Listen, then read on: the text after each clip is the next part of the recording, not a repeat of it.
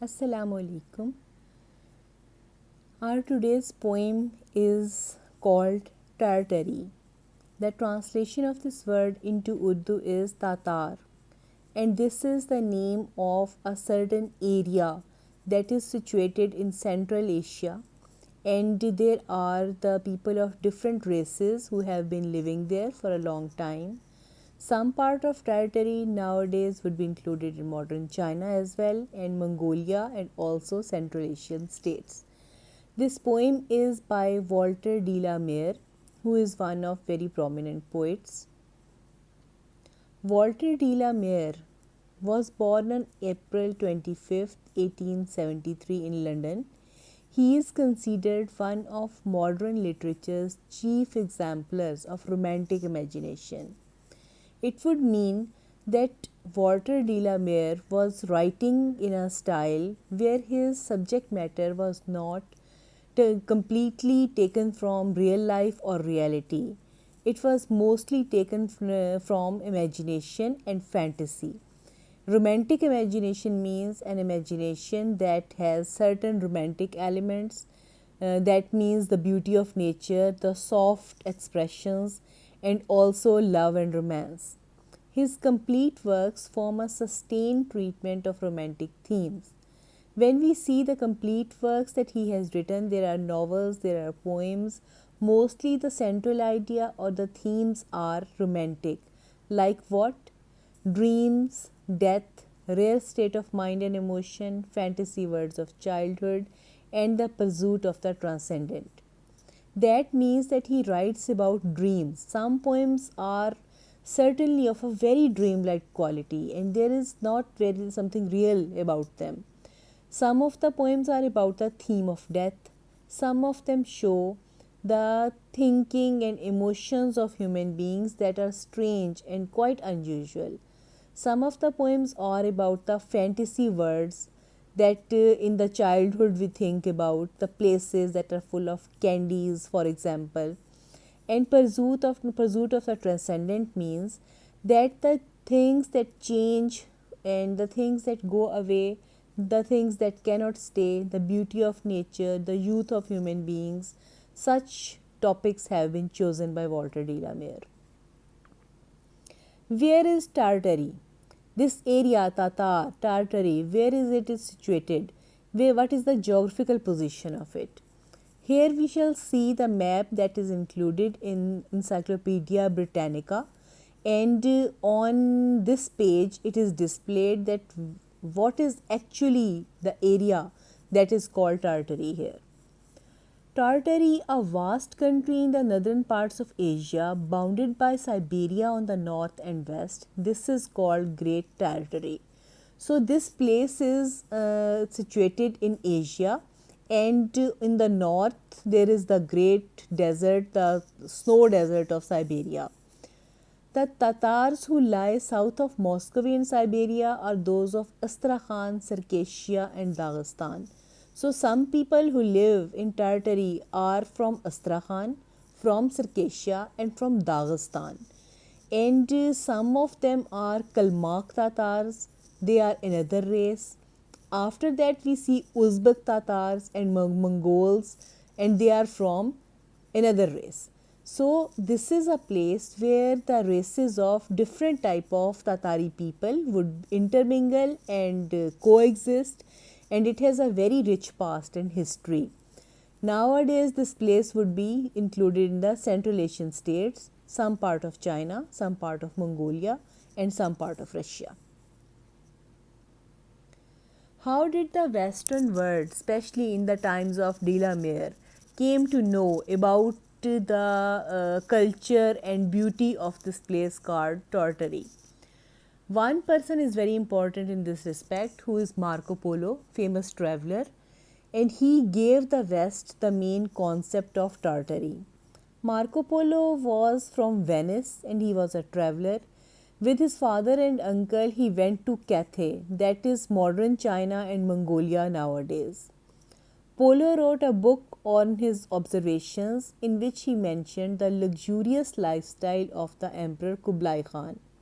Kublai Khan was the ruler of that place called Mongolia and China nowadays. And he was from the race of Genghis Khan, but some Chinese blood was also intermingled there. Marco Polo lived in his court for some time. He was one of his favorite courtiers.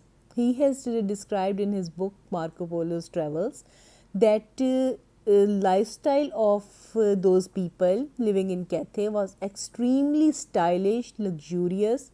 They used a lot of gemstones and precious metals in the places they lived in, and they ate very exotic food. All those things were discussed in his book, and whoever read that book in that time was extremely impressed by the lifestyle and the beauty of the area that no one had actually seen. The most important people who are impressed in English literature are S.T. Coleridge, who later wrote Kubla Khan on the same topic, and Walter de la Mare, whose territory you are going to read. These are three pictures that show the lifestyle of the people of Raiteri, because we are going to discuss the same lifestyle further on in the poem. The picture that is up there in the right side corner of this screen is of Genghis Khan and his wife. As you can observe that both of them are wearing very luxurious, beautiful clothes with very pretty colors, and these dresses are long and loose and flowing. Such dresses are called robes, and they were very popular in the old times in almost all cultures. On the left side, the big picture shows you the scene of a court, that how would a lord of Tartary look like sitting in his throne or chair or whatever it is. You can see that mainly that guy is wearing the golden color. That means that the golden color is specific for the emperor or the king. It is considered a royal color, and the place he is sitting in is also in golden color. Maybe this place is or this throne is made of real gold.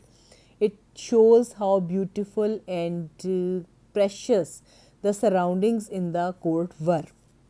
Then there are carpets and tapestries and curtains and everything, and all the scene completely shows extremely luxurious lifestyle. The picture in the right hand corner, the lower one, shows how the people like to live in the territory in olden times.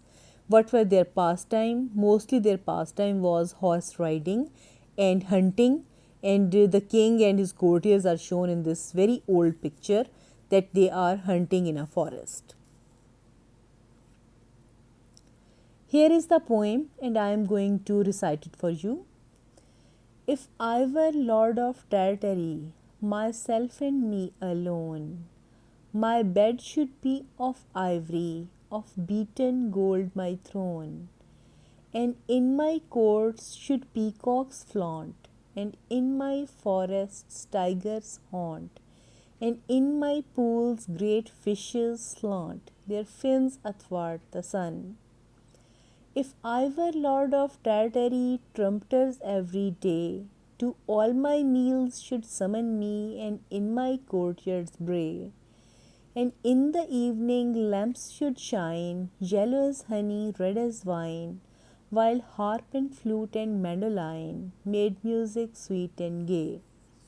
If I were lord of Tartary, I'd wear a robe of beads.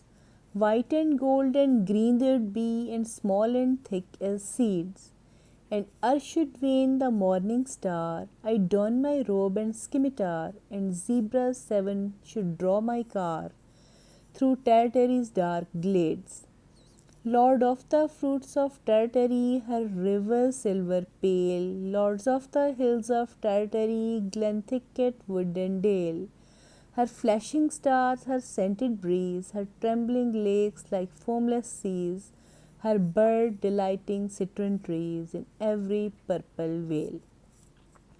Aside from what the poem has to say, and what is the meaning of this exotic imagery, when we read this poem, you might have also noticed that the poem is extremely musical in quality. This poem has been written with very clear reference to the music of the words. We will take it now stanza by stanza and analyze it. If I were lord of territory, myself and me alone. The poet goes into an imagination and he thinks about a time when he is the king of this country called Tartary. And as we have already mentioned, that Kublai Khan was the model for both poems, Kublai Khan and Tartary. So, what Marco Polo has written about his lifestyle in this poem, Walter de la Mare would be imagining himself in the position of Kublai Khan, that how he would enjoy if he would like Kublai Khan, the emperor or the king of Tartary. So, if I were the king of Tartary, he says, myself and me alone, especially the emphasis is that the king of Tartary is a person who is all powerful. There is no one sharing the chair with him, so he can do everything he wants to. It is the dream of every human being on earth to do whatever they want to do. That is why the poet has emphasized that myself and me alone should be the king of Tartary. My bed should be of ivory. He says that the bed I sleep in should be made of ivory. Ivory, is the actually the teeth of the elephant, and it is light cream in color. It is a very expensive material, and in those times, the beautiful and costly furniture was created out of ivory or was decorated by it. So the poet would be very happy because his bed would be made of ivory. Of beaten gold my throne, and he says that the throne or the chair, royal chair on which I would be sitting as a king, it would be made of gold.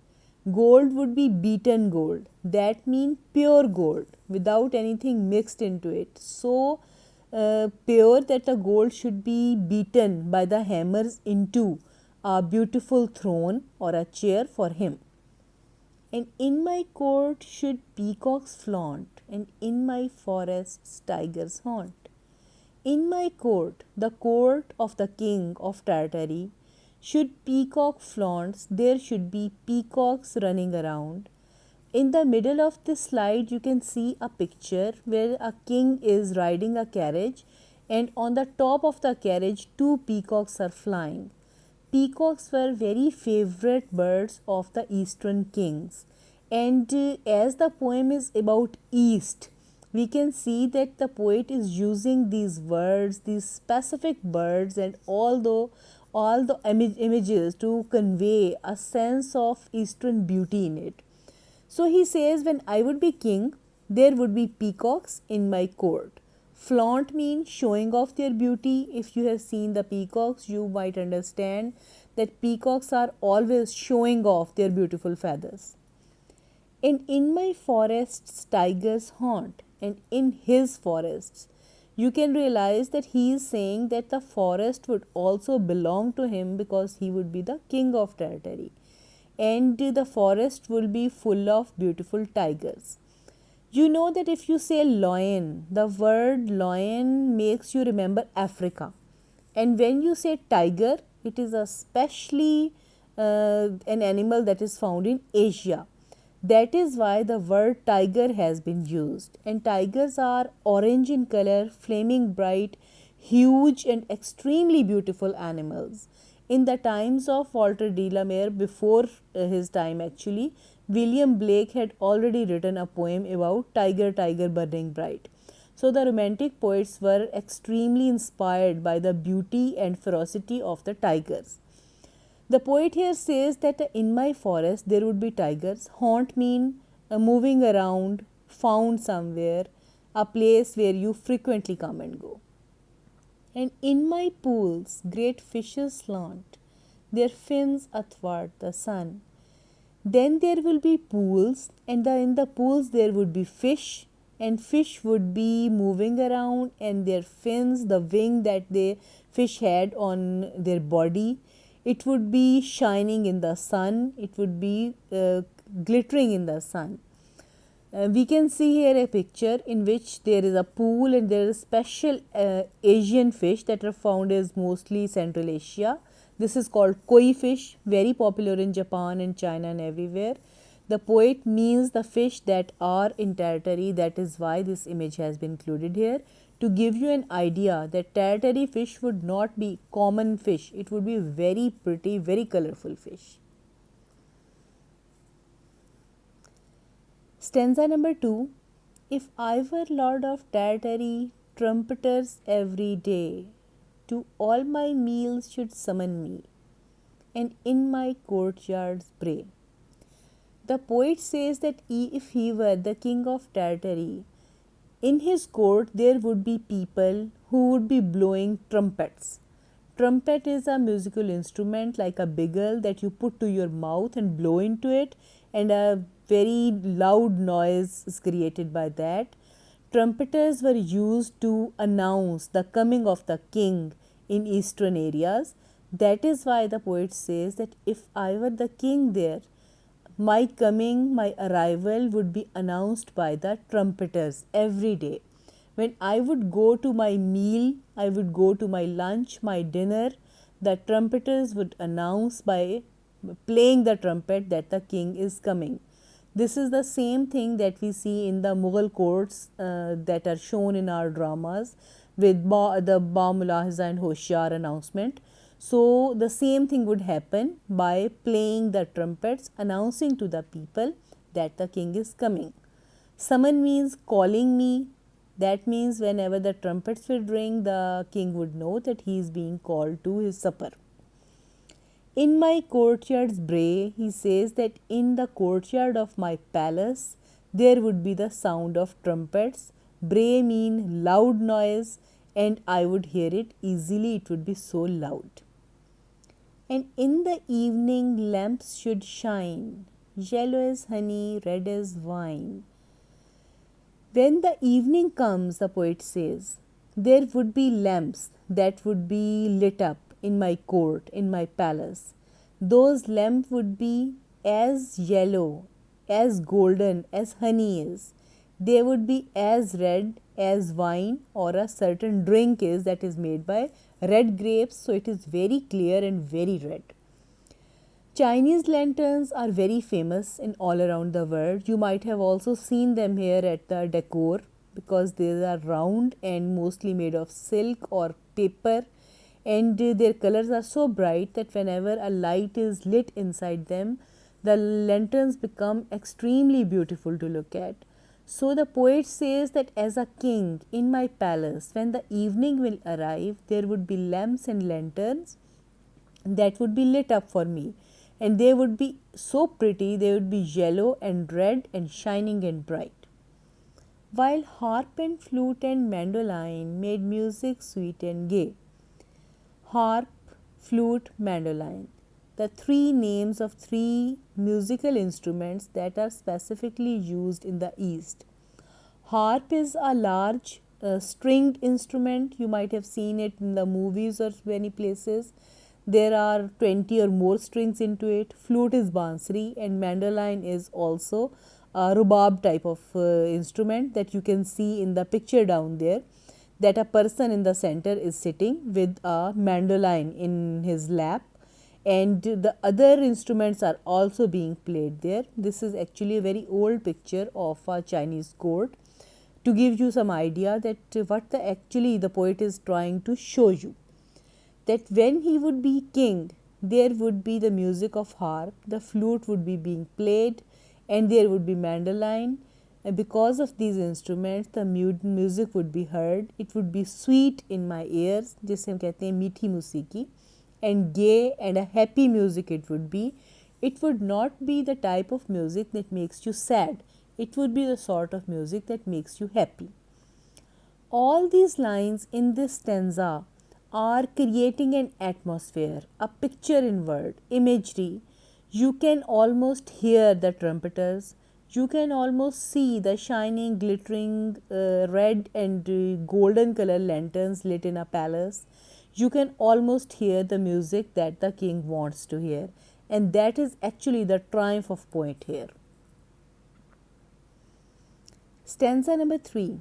If I were Lord of Tartary, I'd wear a robe of beads. Now the poet comes to the dress up. He says that if I were the king of Tartary, what I would be wearing as a king. As we have already discussed, that robe means a very loose and flowing garment from the neck to ankles, and it is mostly worn in the ancient times by kings and the people of nobility. So here the robe of beads. Beads are not here artificial beads. Here beads mean pearls. Poet says that I would be wearing a dress that is made or embroidered by the pearls. White and gold and green they would be. He shows a very pretty color scheme. He says that my dress would be embroidered by the pearls that are white in color and golden and green in color. And what a color combination it would be, I would be wearing. And small and thick as seeds. And there will be so many pearls and so thick as there are seeds, as there are beads. He says that when you look at the seeds somewhere, they are very thick and close together. Just like that, my dress would be totally embroidered by the pearls. They would be very close to each other, very richly furnished, and very beautifully embroidered. And should wane the morning star. And is old English, that means till the time. Wane mean getting dim, getting sort of, we can say, losing its color. The morning star, when the morning star will lose its shine, it will become wane, it will become dull. And this is a beautiful way of telling the time. You see, the poet doesn't say that in the morning I will do it, or when the light of the morning is spread, then I'll do it. He says that when the morning star will become dim, that means the light would be fully in the sky. I'll don my robe and scimitar. He says that I would then, as a king, get up, I will wear my kingly dressing, and I will wear my scimitar. Scimitar is a special kind of sword, especially eastern sword. If you have any interest in the weaponry of east and west, you might have seen that western sword is always straight and long in the shape of a cross, and the eastern sword is in the shape of a crescent. It is a rounded type of instrument. Scimitar is a sword that is curved, that is not straight, and it is a typical sword that is used by the Asians. And zebra 7 should draw my car through Tartary's dark glades. Poet says that there would be 7 zebras. They would be drawing my car. They would be drawing my carriage. My carriage would be drawn by zebras. There would be no horses. There would be no other animals. There would be zebras there. Now, this was something actually that Marco Polo never mentioned, or maybe it never happened in Tartary. But in other places, this sort of thing has happened. Zebra is not an eastern animal, it was not found anywhere near Tartary. So, when the poet is saying zebra, he is actually just trying to create an exotic eastern picture, and zebras are from Africa. So, the picture down there is a real photo, and it is a photo of the colonial rule of Africa, that how the British there had created a carriage in which there are no donkeys or horses, but there were zebras. Maybe this sort of news had reached Europe, and the poet included that sort of carriage into his poem, showing it into Tartary, although actually with the real history of Tartary it is not related. Dark glades, here the word glade has been used with EA, while mostly in the modern spellings we do not use E, it is just GLADES. Glade is an opening, an open place in a forest, and if it is dark, it means that there would be trees all around it, and it makes a very beautiful picture, that how zebras would be running in the dark forest, and they would be showing off their beautiful black and white bodies, and the king would be sitting in the carriage behind the zebras. Here is the last stanza. Lord of the fruits of Tartary, her river's silver pale. The poet is imagining a condition in which he would be the ruler of everything, king of everything, lord of everything. And what these things are, fruits of Tartary, says that whatever fruit will be in my country, being the king of the country, all the fruit would belong to me. Her river silver pale. On the right side, there are real picture of the place that is nowadays not called Tartary, but in the ancient times it was called that. So this picture shows how the rivers are flowing and they look silver pale. That means they are shining white and also golden by the color of the sun. Those rivers would also belong to him. Lord of the hills of Tartary, and he would be the king of all the hills and mountains of that country. Glen, thicket, wood, and dale.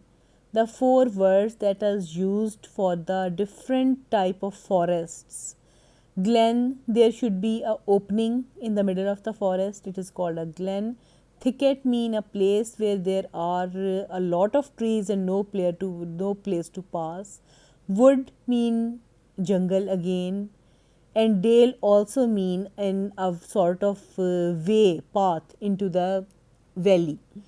So all these places, the valleys, the hills, the jungles, the openings of the jungle, the paths of the woods would belong to him because he would be the lord of Tartary.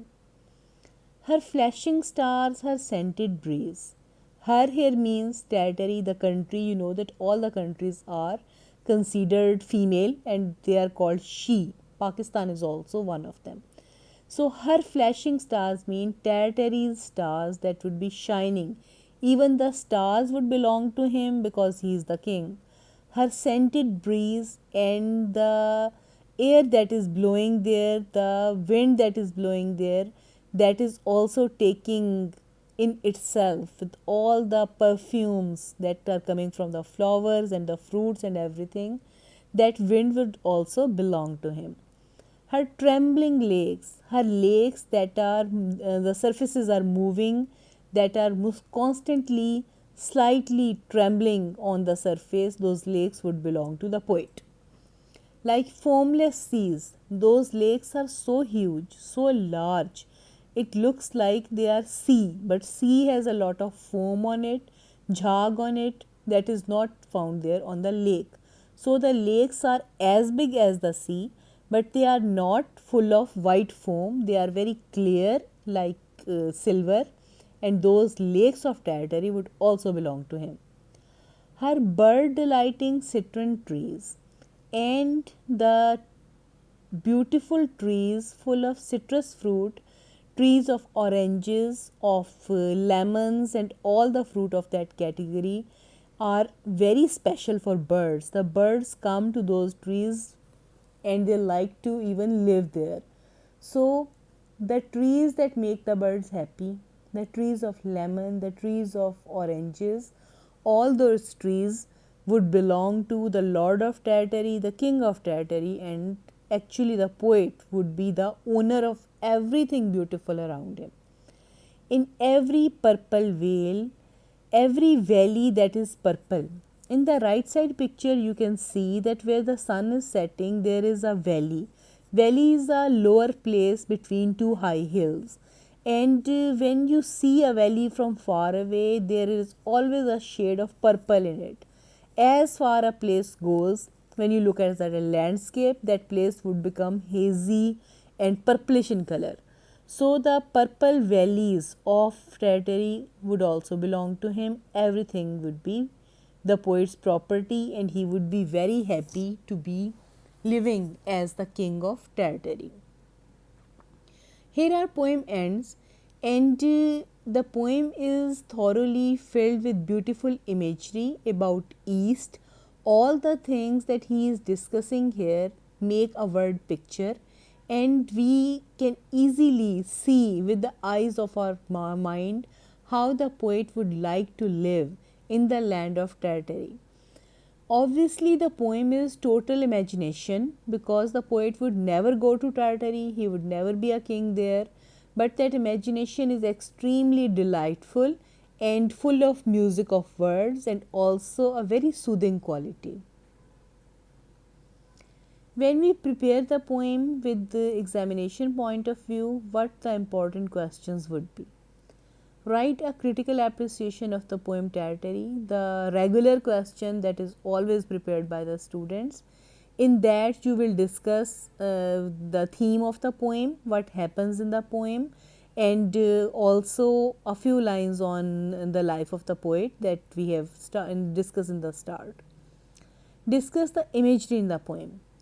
This question is about all those words, word pictures that you have read throughout the poem. Zebra 7 that would draw the car, and the glades and thickets and woods, then the use of the lanterns and their colors, and the colors of the pearls that were in the dress of the king.